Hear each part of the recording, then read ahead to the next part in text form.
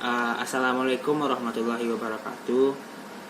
Perkenalkan, nama saya Yudi Rahmatil Akbari, NIM 19042205, akan menjelaskan kelompok kepentingan, ciri-ciri dan perkembangannya, dan materi fungsi lembaga legislatif dalam sistem politik. Yang pertama, ciri-ciri kelompok kepentingan itu, yang pertama, kepentingan yang sama di antara mereka yang membuat mereka menyatu untuk berkoalisi membuat sebuah lembaga dengan nama tertentu.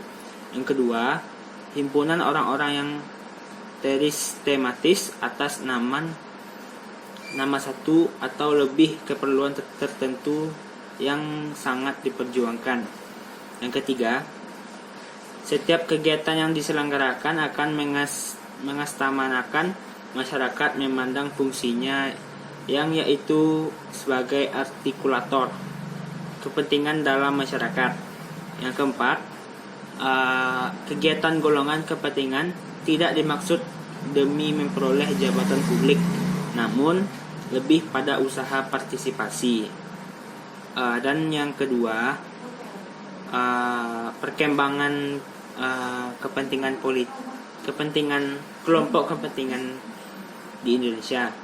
Kelompok kepentingan itu seringkali dikonotasikan secara negatif oleh kalangan awam yang sering mengasosiasikan kelompok kepentingan dengan oligarki dalam politik.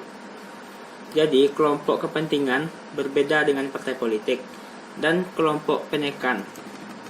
Kelompok kepentingan sesuai dengan namanya memusatkan perhatian pada bagaimana mengartikulasikan kepentingan tertentu kepada pemerintah sehingga pemerintah menyusun kebijakan yang menampung kepentingan kelompok. Bahkan dalam sistem politik kerajaan sekalipun, kelompok kepentingan juga ada meski dalam kapasitas yang intensitas kegiatan yang minimalis akibat represi kerajaan yang cenderung despotis. Kelompok kepentingan dalam sistem negara yang demokrasi seperti Indonesia mendapat ruang yang cukup luas. Namun sayangnya, ruang ini kerap kali tidak digunakan secara efektif dan maksimal akibat benturan kepentingan pada kelompok kepentingan itu sendiri. Kelompok kepentingan berbeda-beda antara dalam halnya struktur, sumber pembiayaan, dan basis dukungannya. Lanjut materi fungsi lembaga legislatif. Yang pertama, lembaga legislatif itu merupakan perangkat kekuasaan pemerintah yang sangat berperan memenuhi berbagai tuntutan, kebutuhan, dan aspirasi masyarakat. Lembaga legislatif ini ditunjukkan dari tugasnya yang dipunyainya, antara lain menetapkan kebijakan publik. Bentuk kebijakan yang ditetapkan oleh DPR adalah undang-undang dan oleh DPRD. Fungsi selanjutnya,